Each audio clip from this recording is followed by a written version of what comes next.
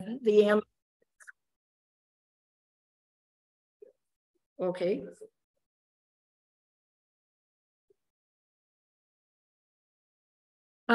It was this organization that first recognized the importance of the Amador Hotel. And that occurred the first time, actually, in 1969. And since then, the community has come together in its preservation effort. And just as importantly, the state of New Mexico, the state New Mexico Historic Preservation Division and its SHPO, the preservation officer for New Mexico, have recognized and called this a cultural gem. They have been incredibly supportive of the city and encouraging of the city in its efforts to restore the Amador and for us. And it's really exciting to have a partnership with them. They talk about the fact that this building is unique. There is no other building in the state of New Mexico, or actually the country, like the Amador, because it is the only two-story adobe hotel anywhere in the country. And as you probably know, this building is the oldest public building in the city of Las Cruces, which really points to the fact that it's a survivor. And one of its main allies has been the Doña Ana Historical Society. It was in 1969, J. Paul Taylor nominated the building to the State Register of Cultural Properties in an effort to save it. In that year, we had urban renewal going on, and the downtown was being decimated. And I came across the story and I just really shook my head, but it spoke volumes about the thinking of that time period when so much was being destroyed. But the city had entered into an agreement with the State Department of Transportation to widen Water Street as part of the renewal of downtown. And of course, they needed right-of-way. And they took as much right-of-way as they could on the west side of Water Street, which they needed an additional 20 feet. And they were going to have to take it from the right side. And the decision was made to raise the Amador for the 20 feet. So J. Paul Taylor went and lobbied for the Amador and was able to get the decision changed to the extent that Water Street was not widened at that point in time. And so that was the first near miss, but it was one reason why he put it on and made sure the building was entered into the State Register of Historic Places, to hope that such an event wouldn't come up again. The fact is it did, and it came up in 2007 when there were rumors, 2006, 2007, when there were rumors that the Doña Ana County, because they could not sell the building for $700,000 as they wanted to, were going to tear it down and sell the land for parking, with the idea that the city would buy a parking lot or a business would buy a parking lot. And it was this group that, in recognizing the significance of the building, sounded the first alarm through the community and stood up.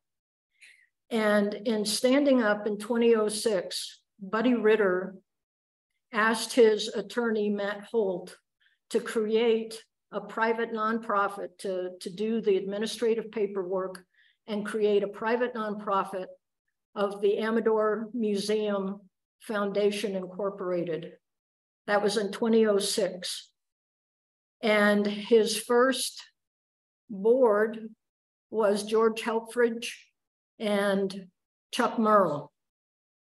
So because of their action and that of the Historical Society, I'm able to stand here 17 years later and give you a progress report and to tell you that we no longer have to worry about the building being torn down.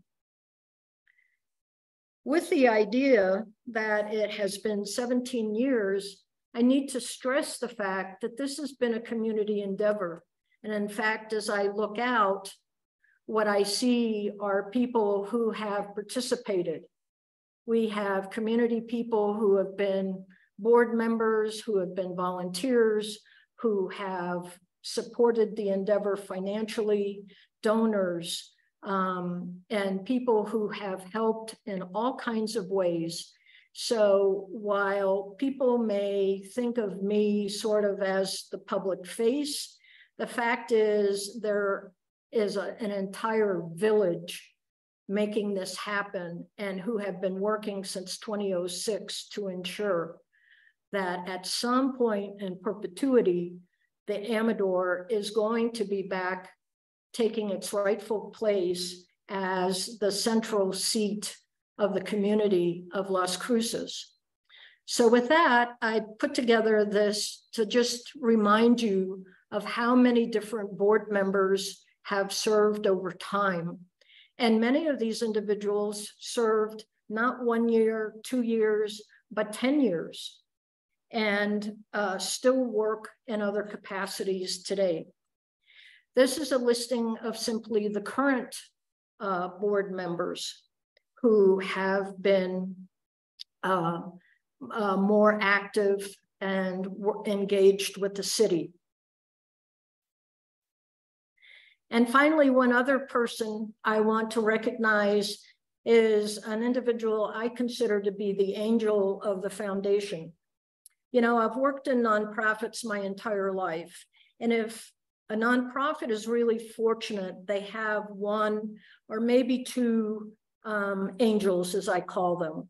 These are individuals who really look after the nonprofit and the welfare. They provide solid counsel, advising, strategize, find money when there's none to be found, and are just generally there to ensure that they're not going to go under. I know human systems research has been blessed with a number of individuals who fill those roles, but the Amador has as well.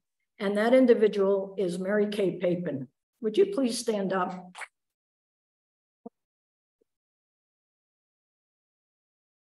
Thank you.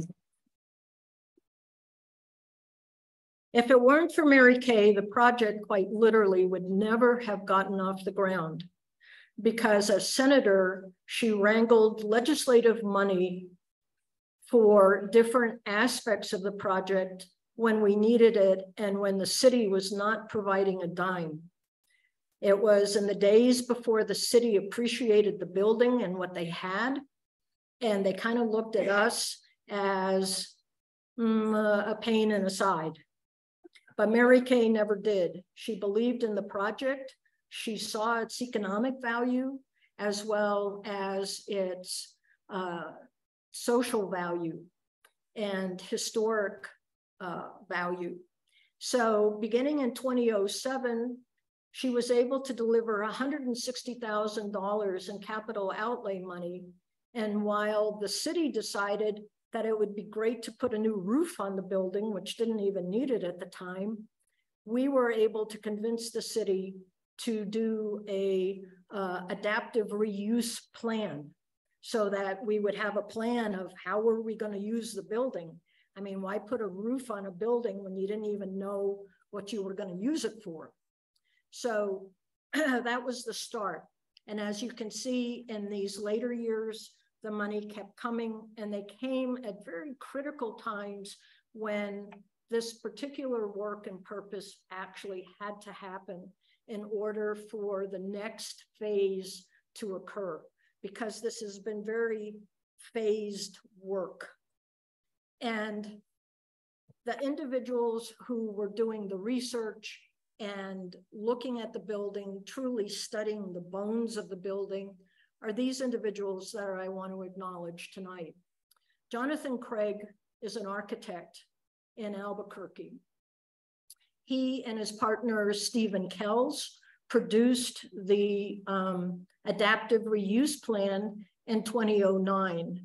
And in December of that year, the plan, they provided the city 3 options as to how the building could be used. And this was after town hall meetings, a lot of community input and whatnot. It wasn't just, you know, them sitting there dreaming up how the building could be used. They listened to the community.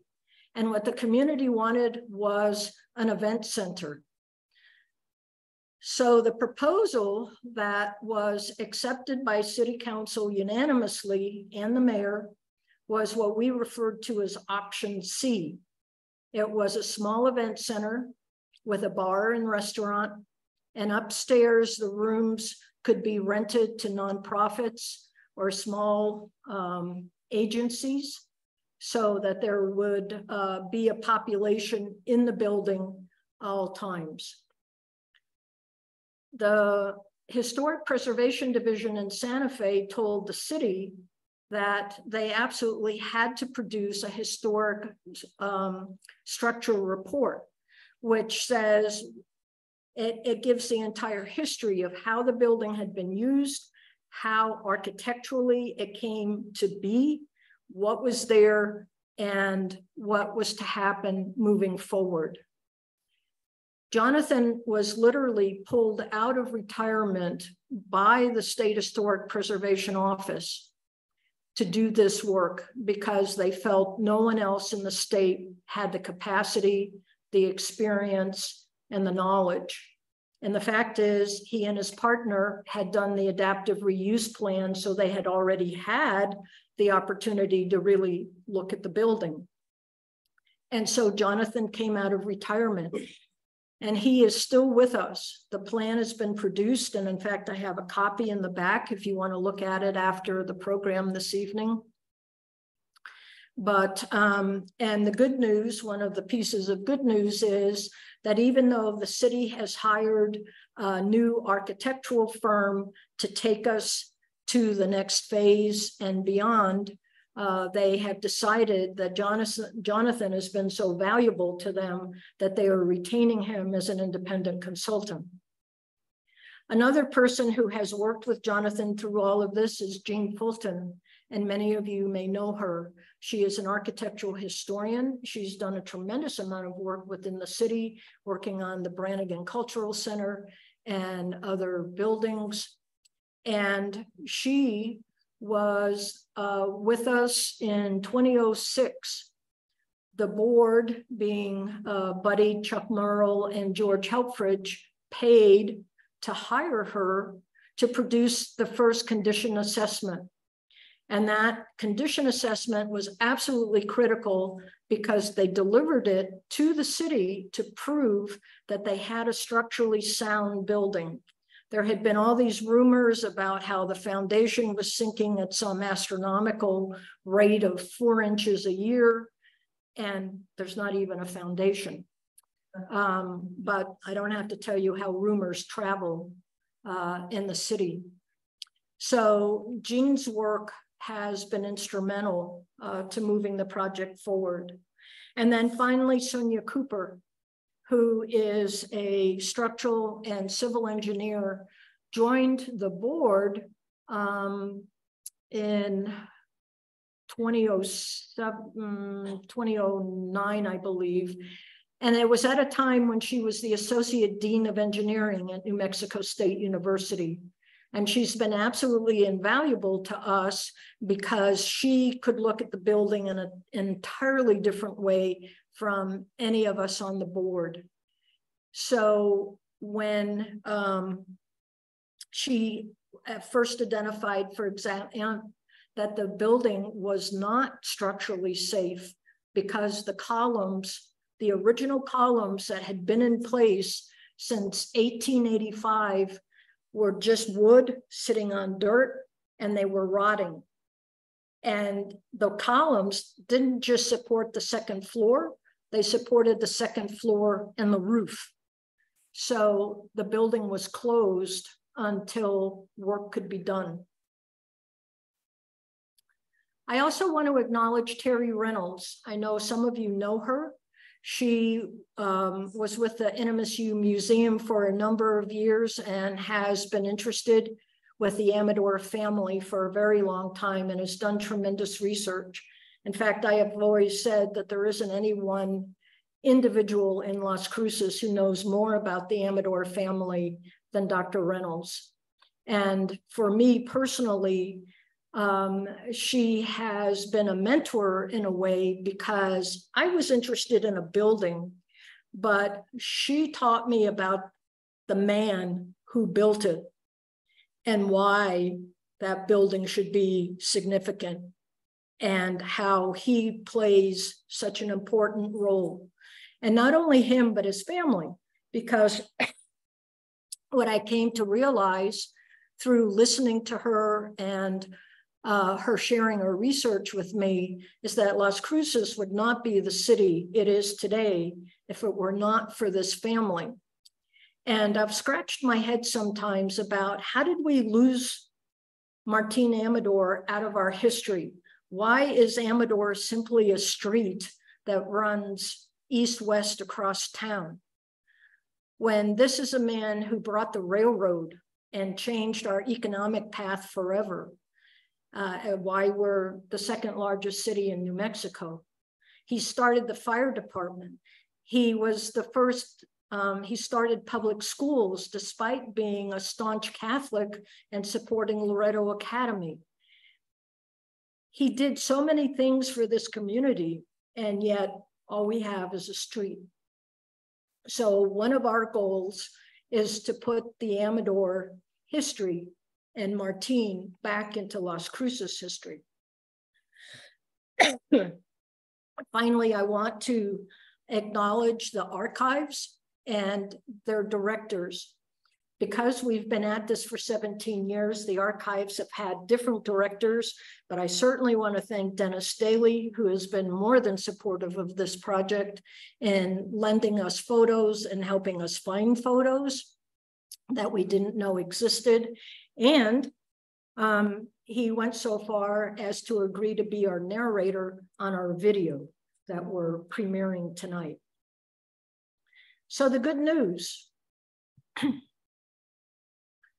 The good news comes in a mixed package, but all of it is literally music to our ears who have been working on this.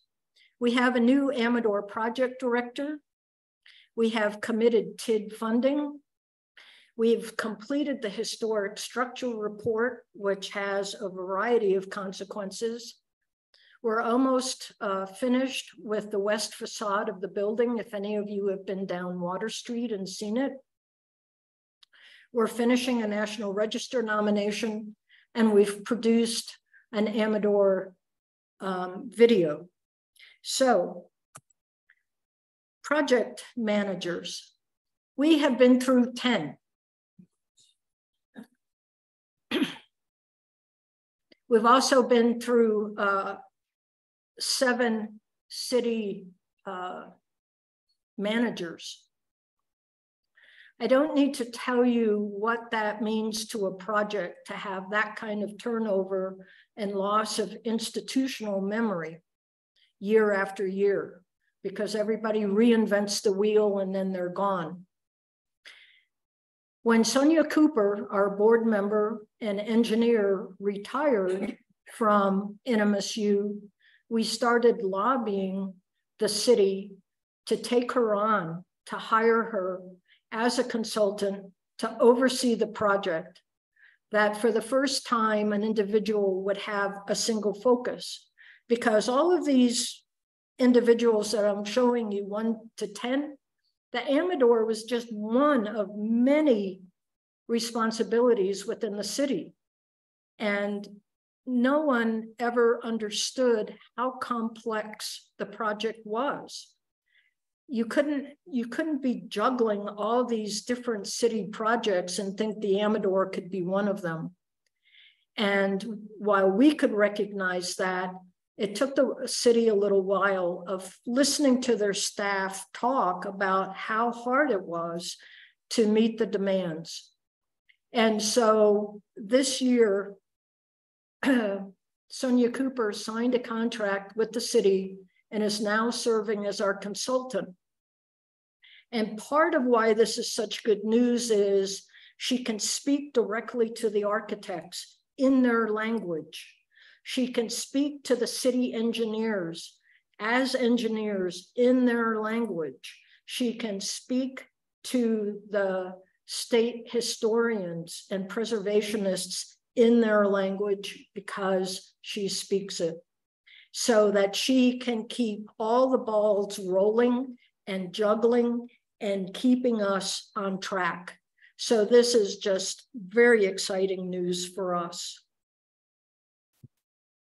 The next piece of news is committed funding. As I told you, in the early years, the funding came from capital outlay and legislative money that Mary Kay delivered for us.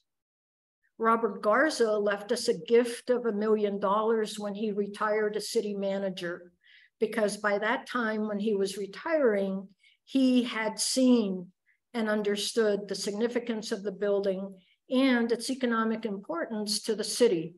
And so he was hopeful that he could kind of get the city on board and rolling. And so he found and set aside $1 million for the Amador project on his retirement. Then we, again, lost a bit of steam, and finally a decision was made, because during those years of capital outlay money, the city was saying, well, no, the Amador project is not eligible for the TID. And it's like, well, why not? We're downtown. Why not spend TID funding? So they finally decided, oh gosh, yep, we really can. So in 2021, $1.5 million was allocated, and $500,000 was allocated for the next year. We now have a commitment of receiving $1 million for each of the next 5 years.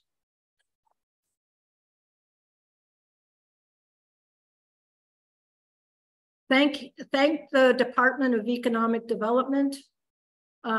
Thank Elizabeth Teeter as director, because she and the city manager made that commitment.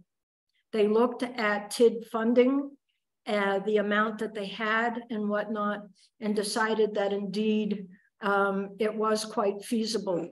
And the good news is not just the $1 million a year, it's the fact that we know it's coming, which means the architects can plan and phase their work knowing that the money will be there. So this is huge for us.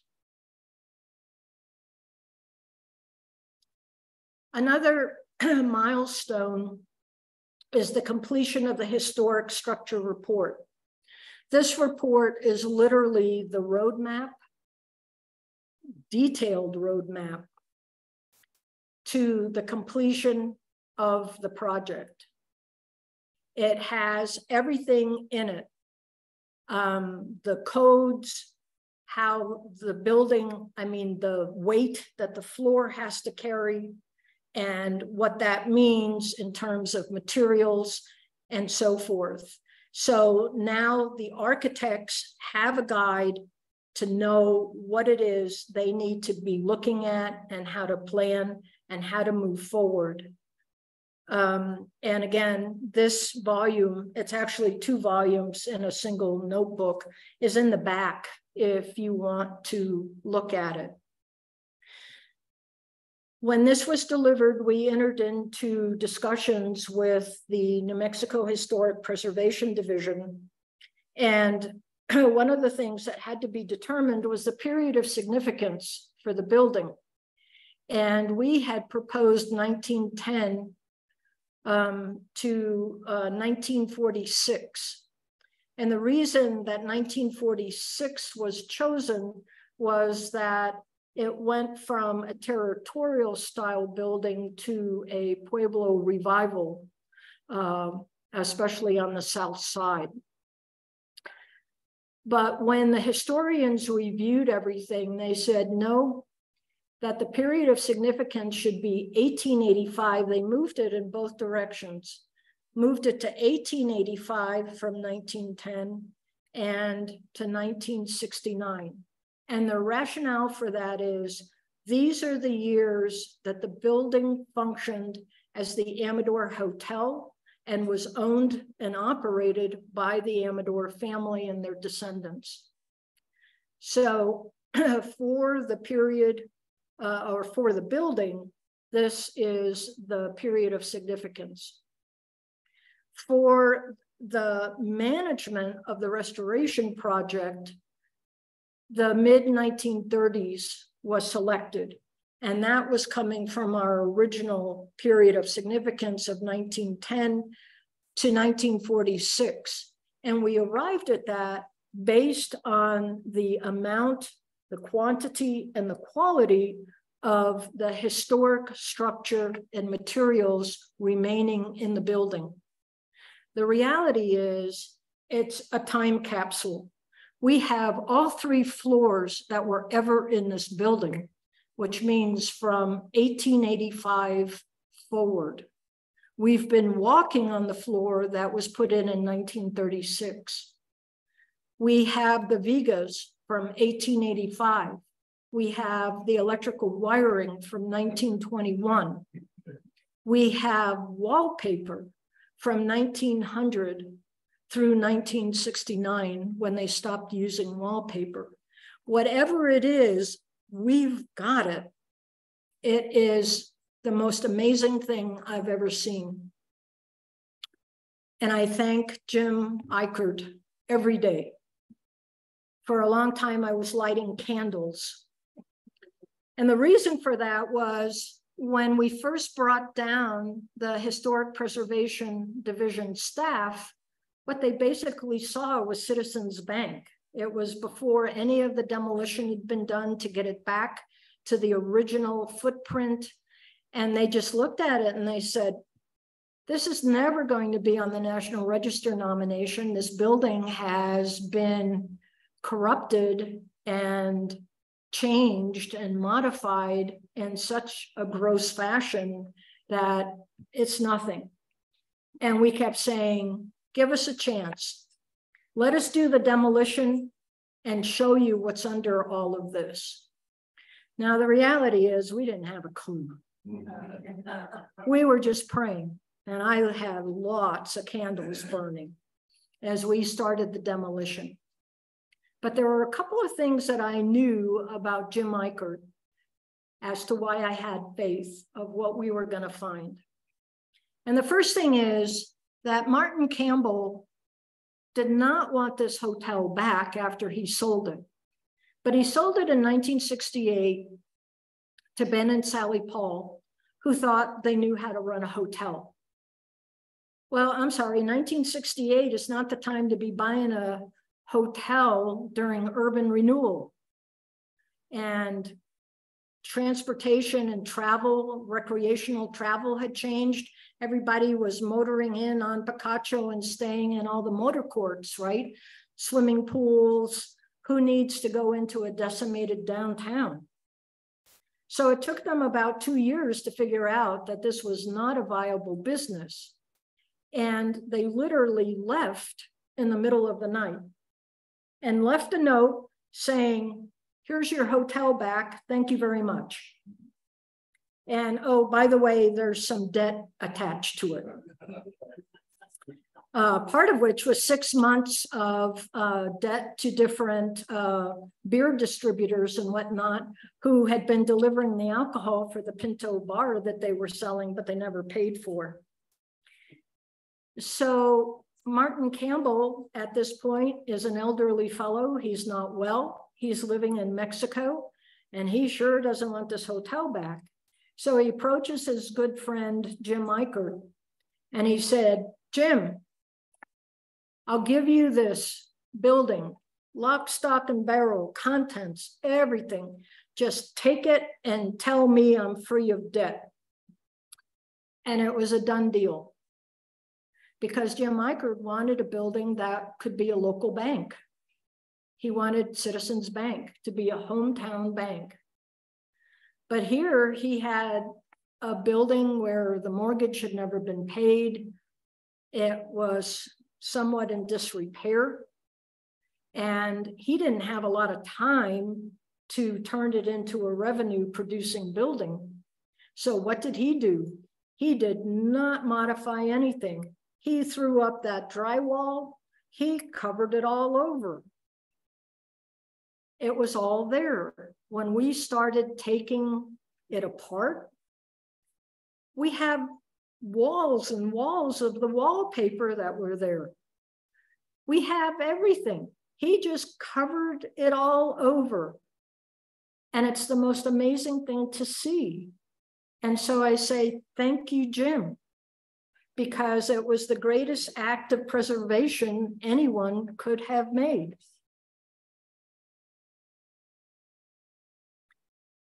I'm just throwing in a couple of photos. I don't know about you, but I always love looking at historic photos.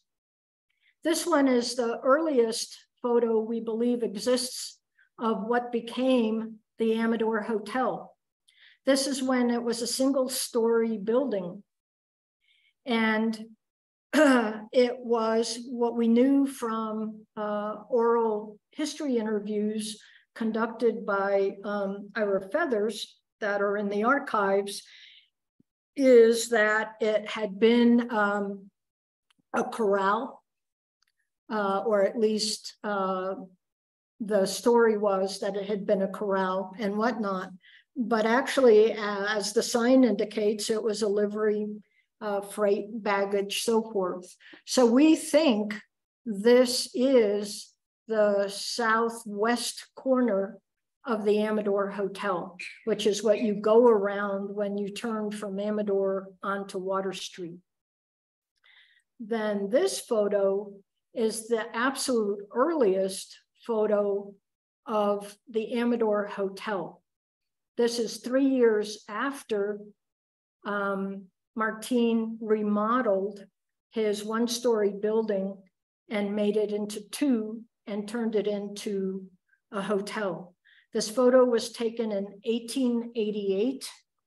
And if you look real carefully, I think many of you are probably too far away. Martin is the figure sitting under the tree with two little girls in his lap. And those little girls are Clotilda, who lived in the Amador home across from the hotel. Today, it's mostly a parking lot. This is the Casa de Jardín. The other is Julieta. Julieta married Fabian Garcia, who worked at NMSU and did all the research on Chile. So these were the younger girls. The eldest daughter is standing next to her father and younger sisters. And then next to her is Martin Amador, a third son. And he dies when he's 20. So there's not a whole lot of talk about him because he dies young and he's not one of the surviving children very far into adulthood. So this is the very earliest photo we have of the Amador. This is the western side of the building. And as I said, we're very excited that we were able to get this work done. This was work done by Jonathan, who did all the plans and so forth.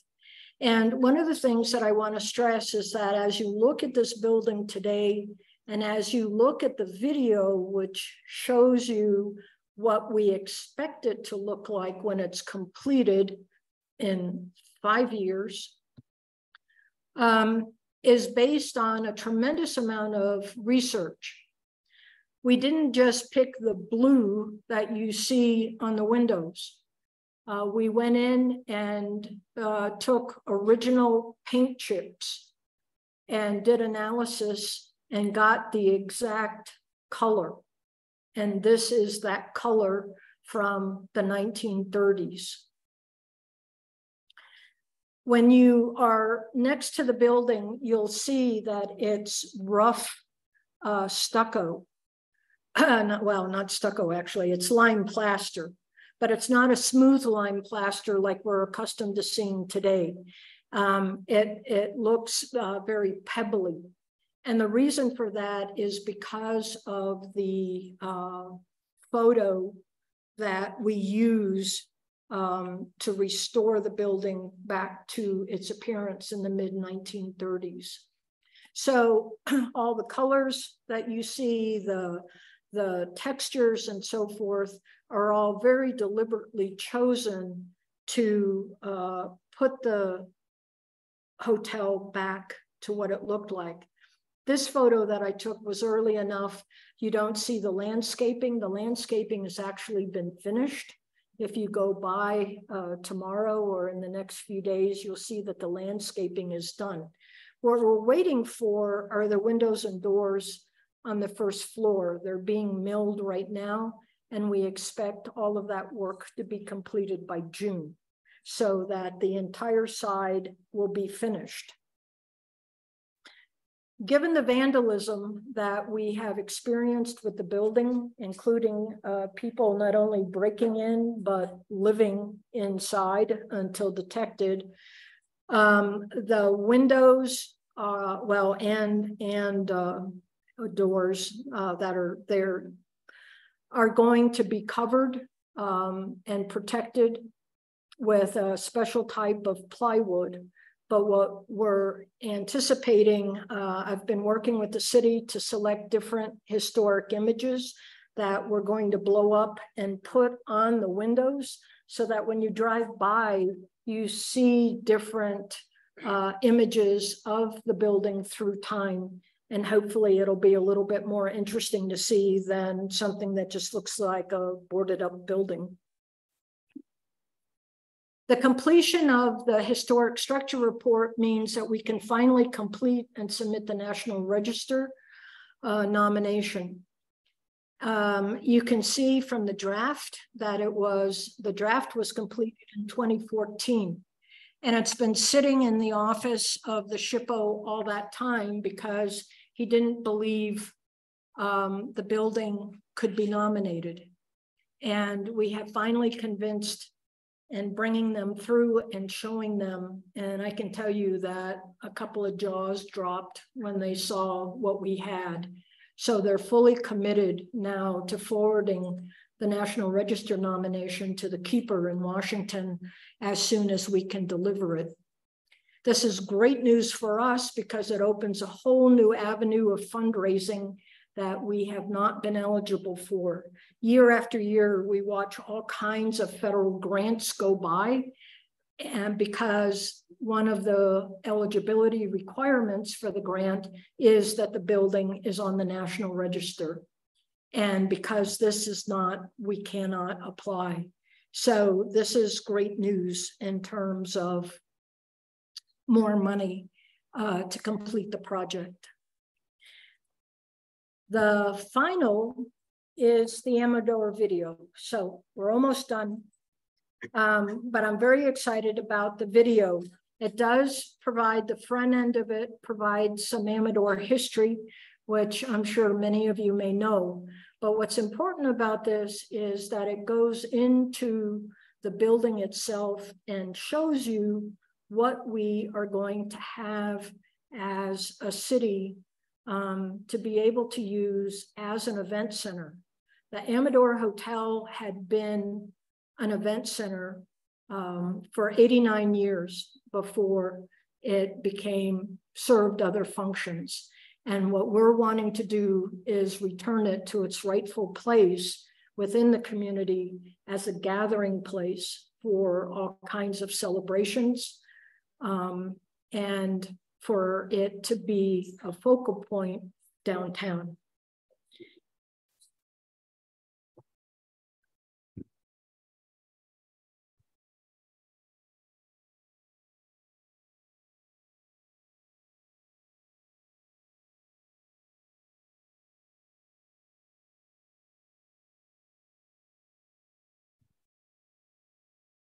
Amador was born in El Paso del Norte, now Juarez, Mexico, in 1836, and moved with his mother and brother to Doña Ana in the New Mexico Territory in 1849.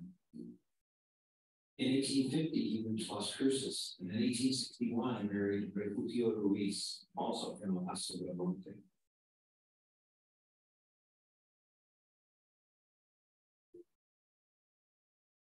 In 1864, Martin Amador founded the Amador Freight Line, which became a successful freighting business in Canada trade, supplying goods to the region's U.S. Army troops.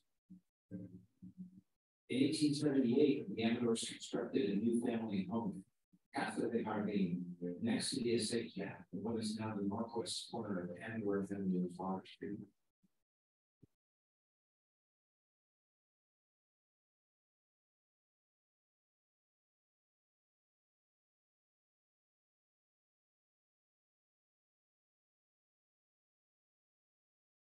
In 1881, Martin quickly adapted the shipping business, delivering products large and small from the train depots and storage facilities to their final destinations. Martin and Amador also moved a single-story adobe structure across Water Street to the east of the Amador. In 1883, it served temporarily as courthouse and jail when the court was moved from Mesilla to Las Cruces. In 1885, after adding a second floor to the building, he opened the Amador Hotel and began transporting passengers from the railroad station to the hotel.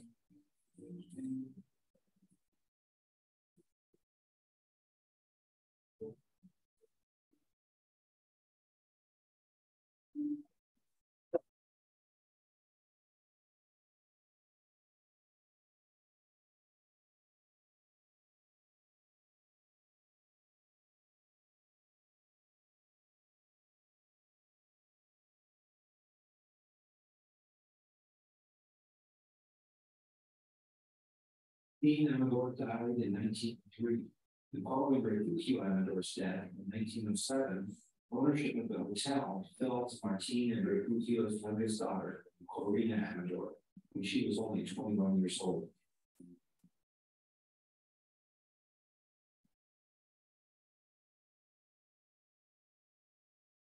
Following World War II, management of the hotel eventually passed to Corina and my son, Martin Campbell Sr., and his wife, Lori.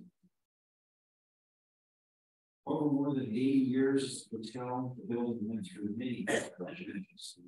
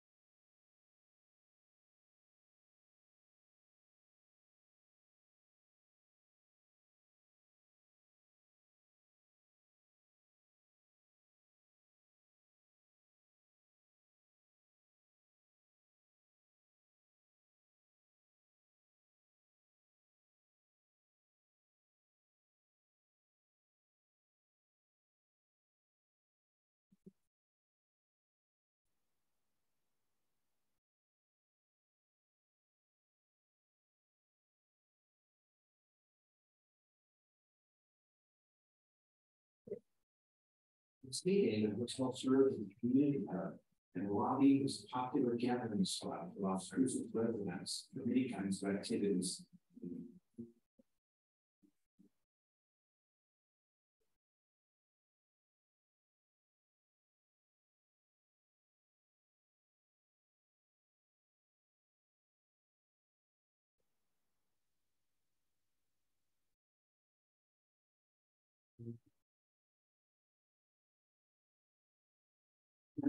The hotel closed and acquired a Citizens Bank and extensively remodeled for its banking business. In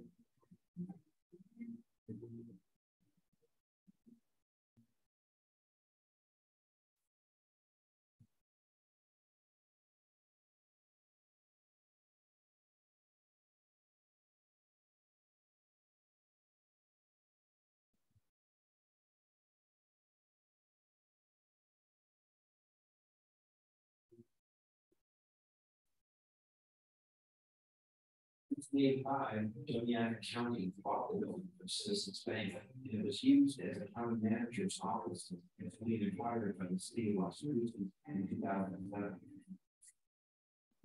A reuse plan commissioned by the city and developed by the community input recommended converting the building into an event center on the first floor with leased office space on the second floor. The plan was adopted by the Las Cruces City Council in 2009. Between 2009 and 2017, volunteers from the Amador Hotel Foundation restored several buildings with generous financial support and donations of vintage furnishings from Las Cruces private sector.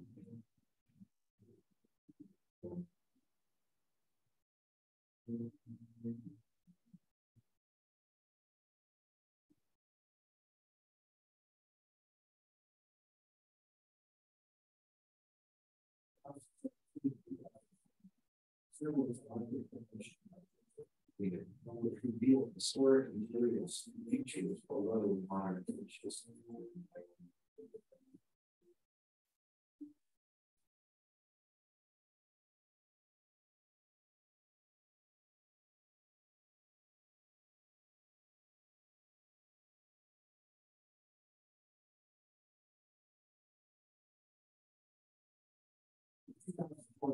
The first phase of renovations began with the restoration of the west facade to its 1930s appearance, which includes replacing stucco, refined plaster, and rehabilitating historic windows.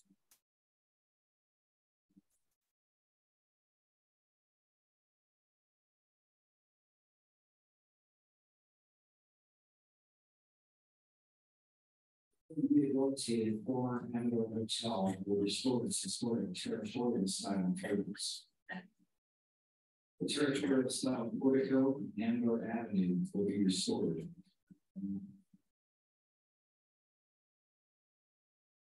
Formal entry was recorded in 2017 by volunteers from the Amador Hotel Foundation.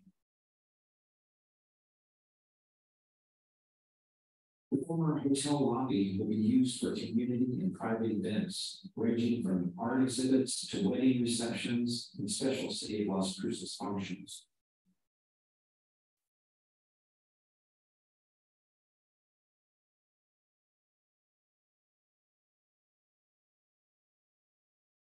Former guest room off the lobby will provide space for small meetings and exhibits. The catering kitchen will serve events, and the former bank vault will provide a pre-function space in the location of the former utility. The original inlaid oak floor will be refinished, and the wainscot and areas of wallpaper will be restored. The main staircase will be brought back to its former elegance.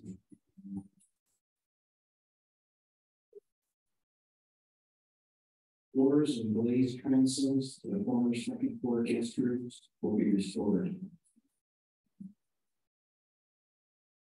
Balcony floors, railings, wainscot, and other details will be carefully rehabilitated, and historic murals will be retained.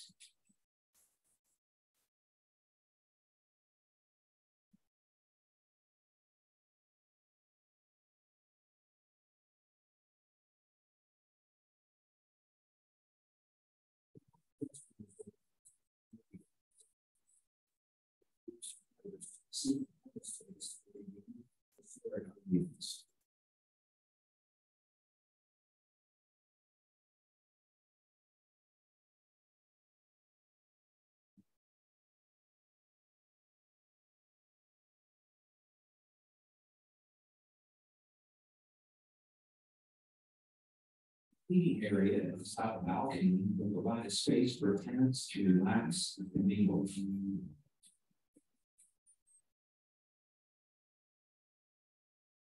The former hotel proprietor's apartment will become a shared reception area and conference room for meetings and co-working.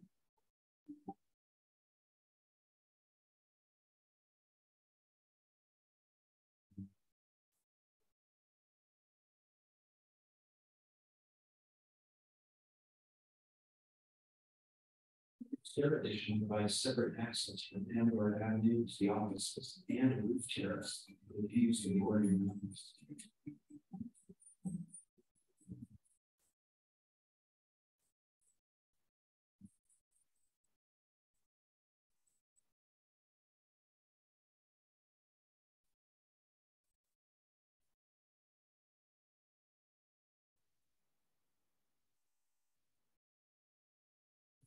Patio provides additional space for events and socializing, and it goes to the former hotel patio at the same location.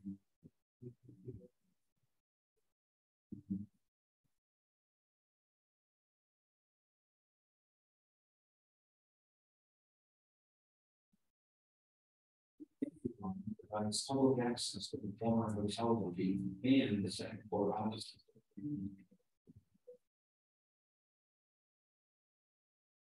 Again, the iconic Amador Hotel will become the social center of downtown Las Cruces.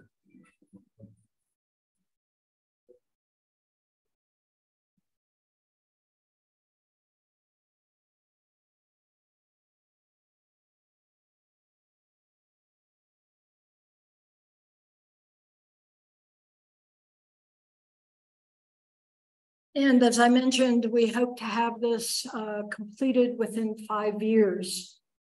So this is where I'm going to ask for your help. Unlike many nonprofits, we're not asking for money, but we're asking for support. Specifically, if you would contact your city councilor and let her know that this project is important to you and to get it done, that would be the greatest gift you could give us. The city council is focused on many important issues. Unfortunately, historic preservation is not one of them, and the Amador is not one of them. It's the city staff who is focused and working hard to get it done. But the mayor and the city council have other agendas.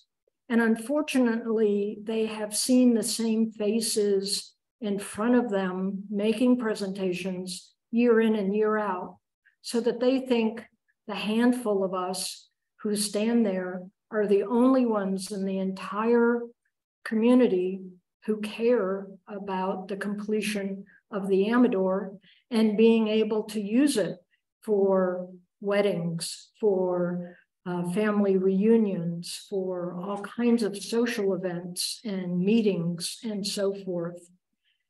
So it would really help us a lot if you would let your counselor know that you're another member of the community who cares about this project and getting it finished. And that would be a tremendous gift. Thank you.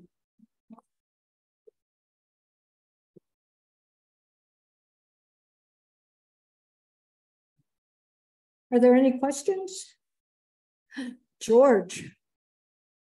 Failed to mention the fourth member of the original board, the one single female. The three male members have all retired and gone and done other things and rested. The fourth member has stayed with us and continued to breathe life into this program from the very beginning. I got hooked. You know, I tried to resign that year as secretary and y'all wouldn't let me do it. So Thank God. here I am.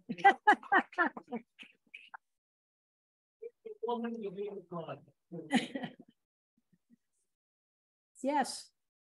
Has everything at all survived to your knowledge by way of guest register? Yes. I have reason to think that my grandfather, John Allen King, had lots of reasons to stay at the Amador Hotel after 1898 and the 1920s. Wow. That's great. We have, well, the answer is yes, but there's only 4 pages.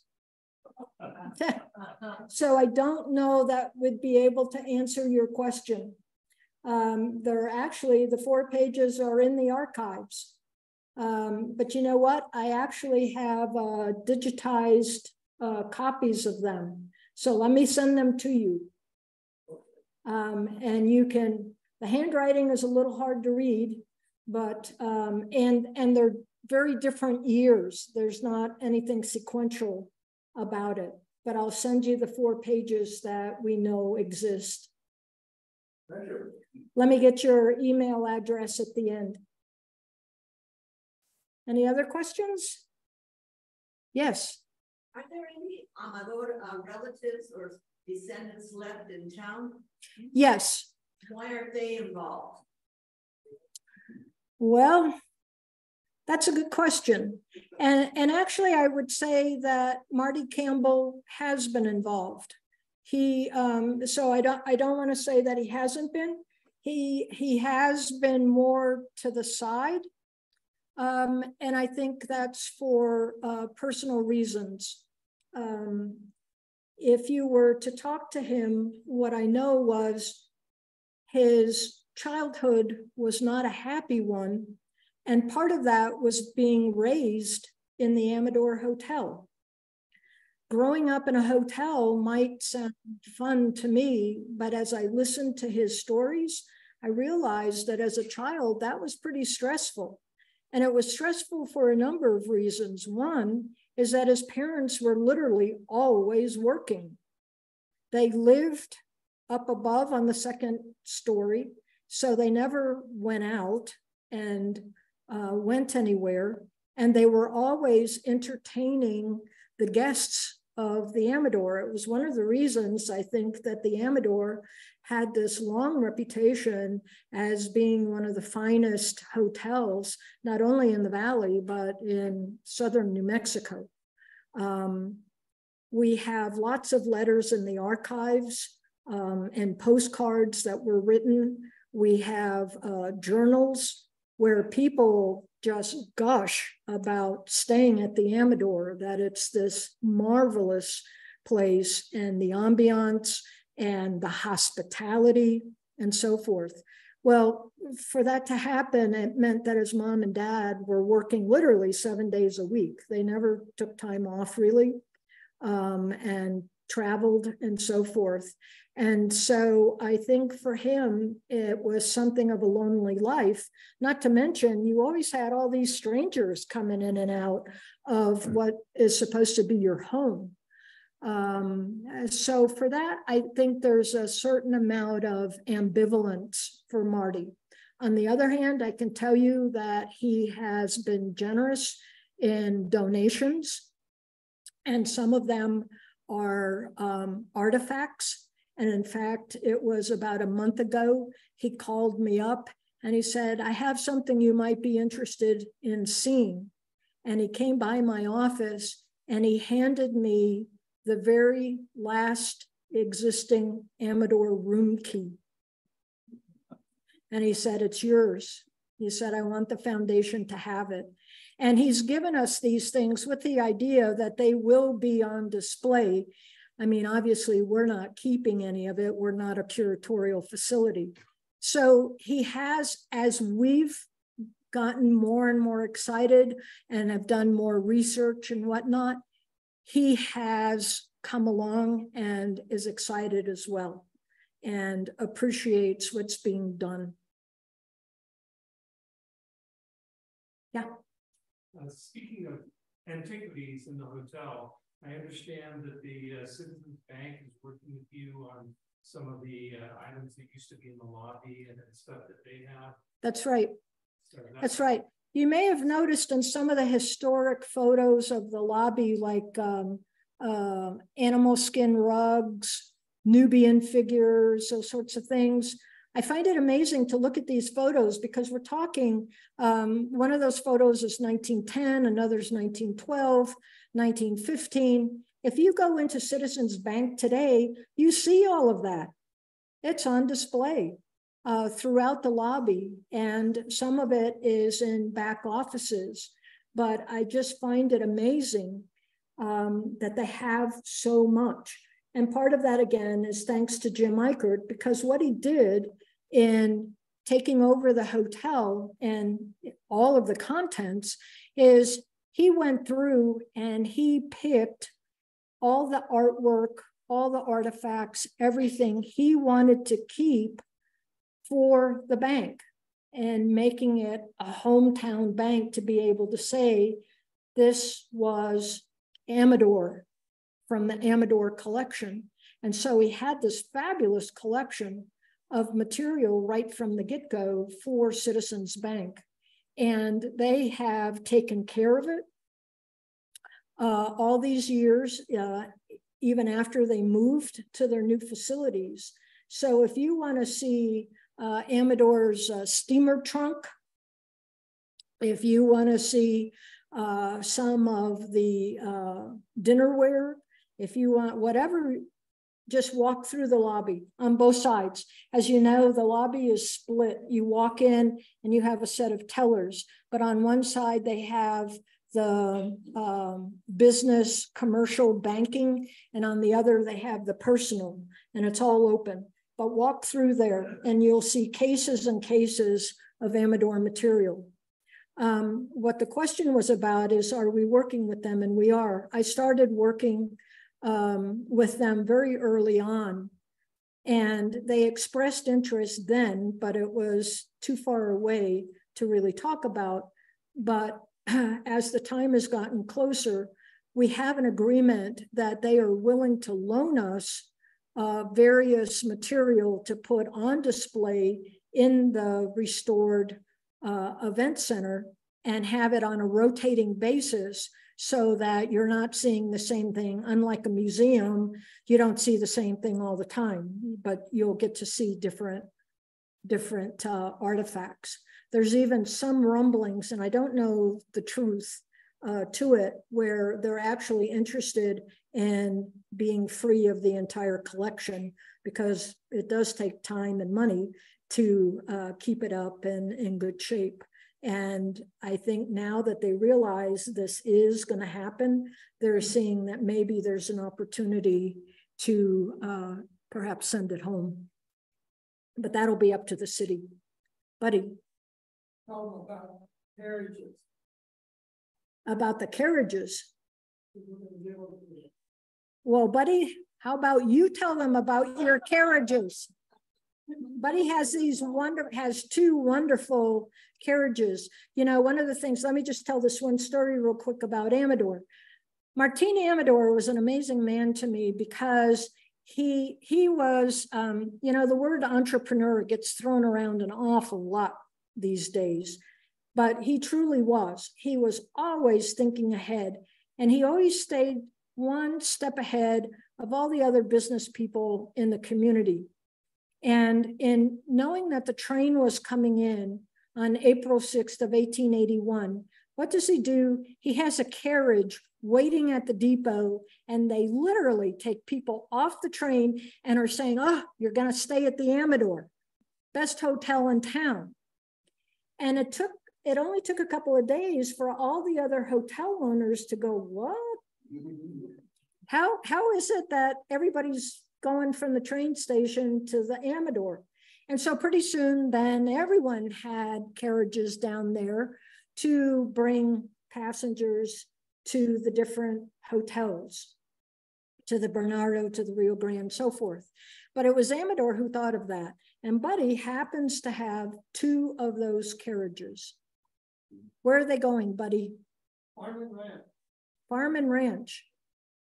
And we have photos of that one when it was being used to take passengers from the train depot to the hotel, and the hats are flying. It was clearly a windy day in this photo. And the second one, and the second one. I know, how did you get here? Oh. And the second one, Buddy? Beg your pardon? The second carriage? It was Mrs. Amador's. It's a Victoria Roll. He had it especially made in St. Louis, really Quincy, Illinois. Right. Because the back portion of the roof does not collapse. She did not want to be out in the sun. Mm-hmm. And only the front part of the roof collapses. Very unique.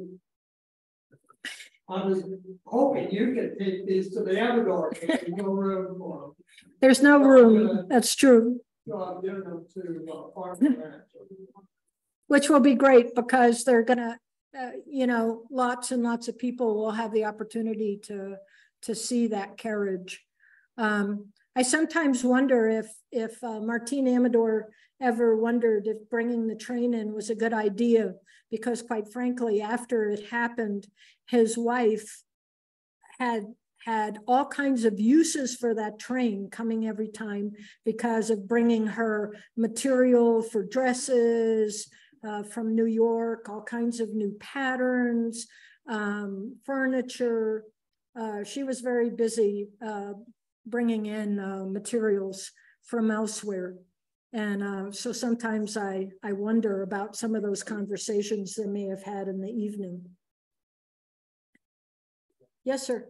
I heard that at one time, the rooms on the second floor. Oh, here we go. Had female names on them. They do. Still Still do. It was not a brothel. Never a brothel. So let's nip that one in the bud.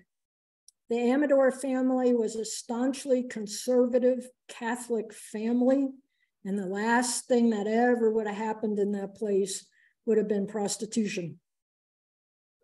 But you're right, there are female names over the doors on the second floor. And we also have an incredible mural painted on the ceiling in the northwest room. Karina Amador was recognized as an artist and painted oils, watercolor, and a variety of mediums, and was actually quite talented and adept, and was recognized within the community during her time as an artist. The family was also very well traveled. And so in about 1919, 1920, she and her sisters took a trip through Spain and Portugal and the British Isles. And one of the things they were struck by was the artwork that they were seeing, which was very floral, a lot of arches with women's names on them and so forth. And so she came home very much inspired. And she painted the ceiling of what was the dining room at that time, the family dining room. And it was one of the most stunning discoveries we made, in that when we were working on the building, it had been, the last thing it had been was the Doñana County Manager's Complex. And every room had about 3 layers of drop ceilings and conduits, wiring, and all kinds of stuff, right? So we had to literally remove tons of modern material to get back to have some sense of the original fabric. And it was Jean Fulton who was up working and had gone through 3 different sets of drop ceilings when all of a sudden there's this loud scream as she sees the mural for the first time in years. And we had known of the existence of it, or at least thought we knew, again, from archival material. But, you know, the building just didn't look anything like what people had written about. And so we ripped it all down. And here what we had was the background was this deep green. And going from, let me get my direction, north to south were 4 images, and then east to west on both the north and south sides were 3 more images, with one very large one in the center, and they were all colorful birds, macaws, parrots, all kinds of birds, and the colors just popped even after all those years. Anybody who has been through the building doesn't get to see that because we've covered it up. And while most of that room has been restored, we have yet to do the floor and the ceiling. And the ceiling is going to be the very last part that we do. We do have an agreement with the NMSU Art Department because one of the graduate programs is art conservation. So we have an agreement that the graduate students in the conservation program are going to come in and clean it for us so that it will be seen again and enjoyed. Now, at the same time that she did the ceiling, she says, Frank, her husband and manager, Frank, you know what? We're getting rid of those room numbers upstairs. And she paints the names of her female relatives and favorite horse. So downstairs are room numbers, upstairs are names. And the names are still up there. Other questions? Bernie. Is there a way to document, visually document some of these things that you guys are producing, but some of the old stuff, get it on a website somewhere where we can start to see some of this stuff readily? When you say document, I'm just a little confused about. Digitize, get PDF files online. That's an excellent idea. We hadn't. You want me to do it? There you go. That would be great. Now, what I am excited about, I mean, it's a tiny step, but to me, it's a big step, is the historic structure report. I mean, one whole section is nothing but historic photos of the hotel through time. And I know many of these have not been seen by the general public, but I was excited today when the director of the quality of life, Carol Bray, suggested that the city make sure that a copy of the historic structure report goes into Brannigan Library. And it was like, oh my God, that's wonderful, because everything we've ever produced has just been buried somewhere in the city. So I was very pleased with her suggestion that it go into the library so anybody can go and look at some of that. So that would be a start, but I'll follow up with you and talk to you about that, because that's an excellent idea. I think anything that can engender interest in the building is a great idea. And one of the things that we have a huge meeting, I shouldn't say a huge meeting, there will probably be a cast of thousands, but we're meeting with the new architectural firm.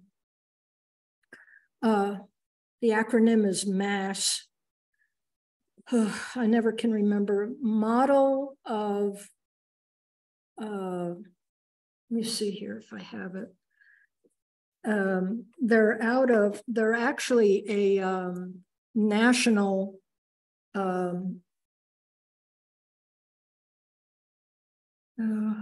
let me see.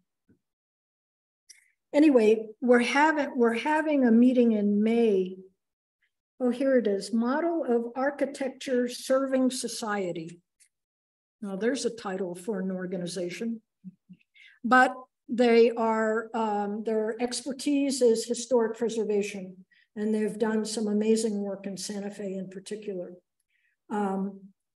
But anyway, we're meeting with them. And one of the ideas that we're talking about is, instead of continuing to work only on the exterior, which people don't really see, is to start making the completion of the first floor a priority so that events can be held while the rest of the exterior is completed. And we're talking about, it's time that we get people back in, having fun and meeting and having productive work created in the Amador. So we're hopeful to get that on the agenda and maybe look at bumping up the interior work sooner than having to do all the exterior work first. Yes. I was delighted to hear you talk about Martin Amador as a human being and what he did. And I wondered if your partnership with New Mexico State, if you couldn't find somebody to write his biography. And I'll tell you why that's really important. It's important I'm a Mexican. I'm invisible in the curriculum. And I think for young kids to see somebody like Martin and all he has accomplished would be really, really a valuable thing to do. I agree. Dennis, can you talk a little bit about the work that is happening?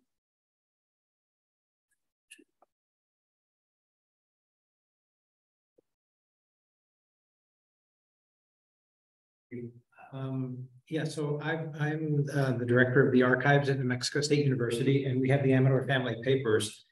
The Amador family is probably the most well-documented family from Las Cruces, because they left behind so many papers and so many things that they left in the house when the house was torn down in 1960 or 1962, I think, including about 15,000 pages of original family correspondence.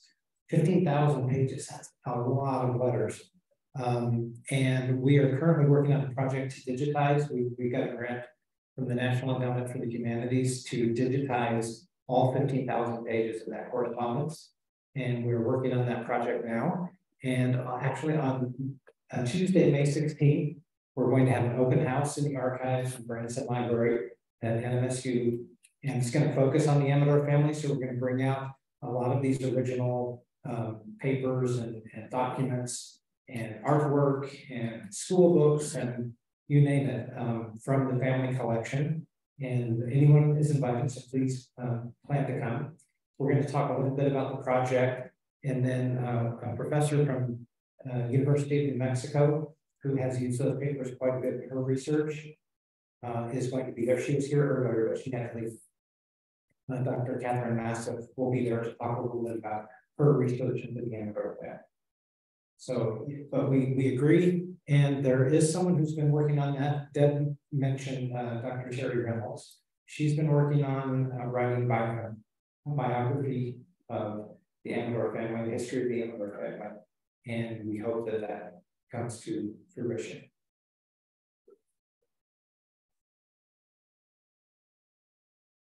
Dr. Reynolds is, in my mind, the most knowledgeable person. And she's been working on a book, as Dennis just mentioned, and was originally focused on Martin Amador. And then she got very interested from there. She got very interested in the women of the Amador family and how they operated. Refugio Amador was Martin's wife, came from an extremely prominent family in Chihuahua. And it says a great deal, I think, that Martin was able to win her hand in marriage from her father, because the other suitor at the time, as Terry tells the story, turns out to be the governor of Chihuahua in time. And yet her father chose Martin to be her husband. And it was a very good match and a very successful marriage. So Terry got interested then about the female side of the family. And then her focus changed again. And I kept saying, when is this book coming out? I'm waiting, I need it. And her focus changed again. And it is on Martine's mother, who arrives in Las Cruces in 1849 after 3 marriages. And sounds like quite the character. So I want to read this book, and I keep saying, Terry, we've got to get this done. So like you, I'm very hopeful that there'll be at least one, if not more, books soon. Any other questions? Thank you. Thank you. I really appreciate your coming out tonight. And thank you for your support of the Amador project. We're going to have one heck of a party when it finally is done, and you're all going to be there. We'll dance together.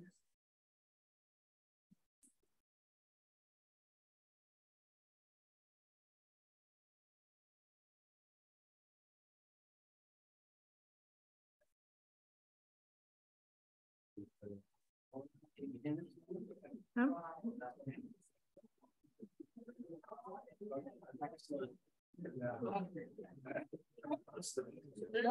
Excellent.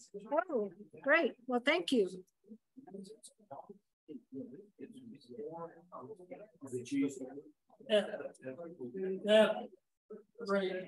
Oh, thank you.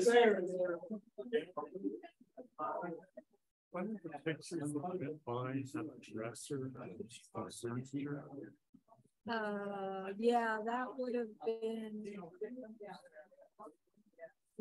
I don't know how to, you know how I can get out all this stuff? I just wanted to ask you about